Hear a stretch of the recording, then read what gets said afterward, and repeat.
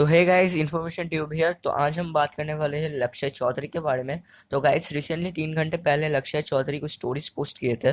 तो कुछ देर बाद ही वो स्टोरीज रिमूव हो गए। तो मुझे ये लगता है लक्ष्य चौधरी ने ही स्टोरीज डिलीट की।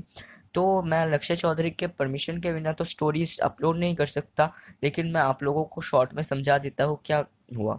तो बेसिकली वो 3 बातें की है। पहला कि लक्ष्य चौधरी को इस सुशांत सिंह राजपूत इंसिडेंट के बाद कुछ टेक्स्ट आए थे कि उन्हें क्रिटिसाइज मत करना चाहिए और किसी को भी सुइसाइडल थॉट्स नहीं देना चाहिए। तो इसी पे रिएक्ट करते हुए उन्होंने बोला कि ये जनता ट्रेंड के ऊपर चलते हैं और अभी इस इंसिडेंट के बाद उनके ऑडियंस उनको ये बात बोले। और वो ये भी बोले कि अगर वो क्रिटिसाइज ना करते थे तो उनको ये बोला जाता था कि गाली क्यों नहीं दिया। इसका एग्जाम्पल देते हुए वो नेहा धूपिया की वीडियो लाए। तो सेकेंडली उन्होंने एकता कपूर के बारे में कुछ बात की है। तो उन्होंने बोला कि एकता कपूर एक बहुत बड़े सेलिब्रिटी है और उनके जन्म के पहले से ही एकता कपूर लोगों को काम दे रहे हैं और हो जाती है गलती यार। लेकिन उनको एकता कपूर के ऊपर गाली गलौज के वजह से उन्हें गुस्सा आया और इसी वजह से वो कोई वीडियो नहीं अपलोड करे एकता कपूर के ऊपर। थर्डली उन्होंने बात की जो पेट्रियाटिक बनने के चक्कर में हम एकता कपूर को क्रिटिसाइज करके माफ़ी मांगने के लिए मजबूर कर रहे हैं, वो एकदम ही गलत है क्योंकि हम उनको झुकने के लिए बोल रहे हैं सबके सामने। तो इस केस में ईगो सामने आती है एंड साधारण बात है। और लक्ष्य चौधरी इंडियन आर्मी को इंसाफ देने के लिए किसी लड़की को गाली देना नहीं चाहते। तो है गाइस, अगली न्यूज़ है अक्षय कुमार के बारे में। तो आप लोग जानते ही होंगे सुशांत सिंह राजपूत का रिसेंटली जो इंसिडेंट हुआ था। तो इसके ऊपर लेते हुए अक्षय कुमार ने एक डिटेल में वीडियो बनाया कि कैसे सुइसाइडल थॉट्स और मेंटल ट्रॉमा से फाइट करे। तो एक बार देख लेते हैं वो पूरा क्लिप। प्लीज आज एक प्रॉमिस करो कि टेंशन कोई भी हो, सोल्यूशन है, कहीं ना कहीं उसका सोल्यूशन है। और वो सोल्यूशन आत्महत्या बिल्कुल नहीं है, कभी नहीं है, किसी हालत में नहीं है। देखो, मैं कितना भी ज्ञान दे दूं, सोचना आपको खुद ही है कि आपकी जान आपकी सबसे कीमती चीज है। चाहे कोई भी बड़े से बड़ा स्ट्रेस हो लाइफ में, एक बार इमेजिन करो अपने माँ बाप की हालत अगर उन्हें पता चले कि तुमने अपनी जान ले ली है, खुदकुशी कर ली है। शायद आप सोच भी नहीं सकते कि उनको कैसा फील होता होगा।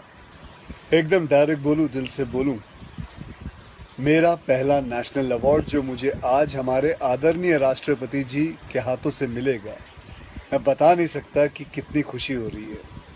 आपको पता है, जिस दिन इस नेशनल अवार्ड की अनाउंसमेंट हुई थी ना, उस दिन मैं अपनी माँ से बात करते हुए अपने बचपन का एक दिन याद कर रहा था, जिस दिन एग्ज़ाम का रिजल्ट आया था और मेरे मार्क्स बिल्कुल अच्छे नहीं थे। आप लोगों से झूठ नहीं कहूँगा, मैं उस कक्षा में फेल हो गया था। रिपोर्ट कार्ड लाते हुए मैं ये सोच रहा था कि आज घर में बड़ी कुटाई होने वाली है यार। उस दिन मेरे पिताजी ने मुझे सामने बिठाया और बड़ी शांति से कहा, देखो बेटा, तुम करना क्या चाहते हो, ये बताओ मुझे, बताओ करना क्या चाहते हो। मैंने कहा, पापा मैं स्पोर्ट्स में मन लगता है मेरा, मैं खेल कूद करना चाहता हूँ, खिलाड़ी बनना चाहता हूँ। उन्होंने कहा, ठीक है, फिर उसमें ध्यान दो, हम सपोर्ट करेंगे, साथ में थोड़ी पढ़ाई भी करो। आप विश्वास नहीं करोगे, खेलते खेलते मैं मार्शल आर्ट करने लग गया, मैं मॉडलिंग में आ गया, एक्टिंग शुरू कर दी। उन्होंने हर चीज़ में मुझे सपोर्ट किया। अगर उस दिन मेरे पेरेंट्स ने ये ना समझाया होता कि मेरी स्ट्रेंथ किस चीज़ में है, तो आज मैं सोच भी नहीं सकता कि ये नेशनल अवार्ड कभी मेरे हाथ पे होता। ये अपने लाइफ की कहानी मैं आपको एक वजह से सुना रहा हूँ। कुछ दिन पहले अखबार में मैंने पढ़ा था कि एक आईआईटी के स्टूडेंट्स ने फांसी लगा के आत्महत्या कर ली, स्ट्रेस में था पढ़ाई के लिए। उससे कुछ दिन पहले मुंबई में एक मैनेजमेंट स्टूडेंट ने एक 5 स्टार होटल के रूम से छलांग लगाकर अपनी जान दे दी, एग्जाम में फेल हो गया था। मैं कहीं ये भी पढ़ रहा था कि करीब 8 लाख लोग हर साल वर्ल्ड में अपनी जान खुद ले लेते हैं और उसमें तकरीबन 1.5 लाख लोग सिर्फ हिंदुस्तान से होते हैं। और यंग लोगों में आत्महत्या के सबसे बड़े कारण जो होती है वो होती है पढ़ाई या फिर रिलेशनशिप का स्ट्रेस। क्यों? तुम्हारी जान एक एग्जाम के मार्कशीट से सस्ती हो गई है? नहीं। ऐसा क्या पढ़ाई कर रहे हो?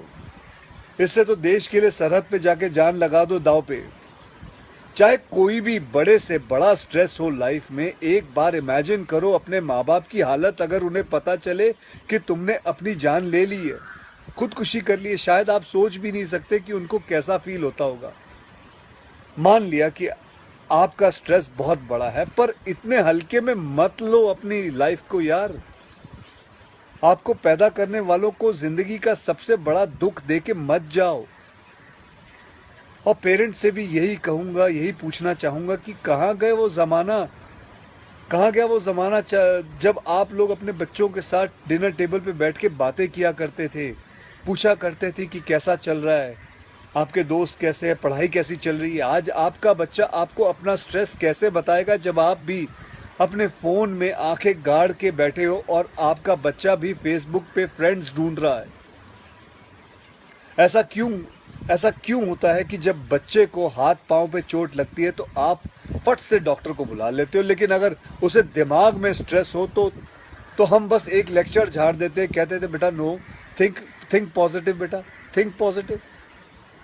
मेंटल हेल्थ के लिए भी डॉक्टर या काउंसलर से हेल्प लेना उतना ही ज़रूरी है जितना और किसी तकलीफ के लिए। इसमें कोई शर्म की बात नहीं है। देखो, मैं कितना भी ज्ञान दे दूं, सोचना आपको खुद ही है कि आपकी जान आपकी सबसे कीमती चीज़ है। कोई स्ट्रेस आए ना तो उसको बोल देना बहुत अच्छा है। अपने अंदर घुलना, उसको अंदर रखना, दबा के रखना बिल्कुल नहीं। किसी दोस्त को बोल दो या अपने माँ बाप से शेयर करो। मेरे एक फ्रेंड ने उस दिन व्हाट्सएप पे एक बहुत काम की बात फॉरवर्ड की थी। एक हॉस्पिटल की ओपन हार्ट सर्जरी यूनिट के बाहर एक शेर लिखा हुआ था, मैं आपसे शेयर करना चाहता हूँ। वहाँ लिखा हुआ था कि अगर दिल खोल लेते अपने यारों के साथ तो आज खोलना ना पड़ता औजारों के साथ। भैया मुझे एक प्रॉमिस करो कि आज प्लीज़ आज एक प्रॉमिस करो कि टेंशन कोई भी हो, सल्यूशन है, कहीं ना कहीं उसका सल्यूशन है। और वो सल्यूशन आत्महत्या बिल्कुल नहीं है, कभी नहीं है, किसी हालत में नहीं है। अपना ध्यान रखो। मिलते हैं फिर। Till then, next time, good bye, जय हिंद।